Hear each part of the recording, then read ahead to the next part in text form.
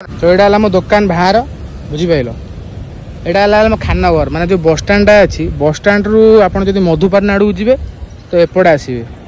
है एपटे आसिले से गोटे ट्राफिक छक रही ट्राफिक छक आगू आसिले से गोटे जो ग्लामर थी देखुं ग्लामर गोटे ग्लामर से गोटे रंग दुकान है आगे मो दुकान जस्ट सेठिक आसिले यहाँ मो दुकान मो बोर्डटा भांगी जाइए बोर्डटा रिपेयरिंग करदेवी यहाँ मो दुकान जब एपटू आप आसिले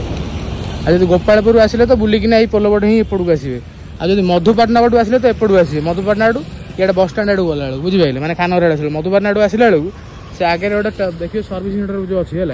जगन्नाथ ना सर्विस सेंटर अच्छी सर्विस सेंटर आगू टे आसवे ये मो दुकान पड़ो है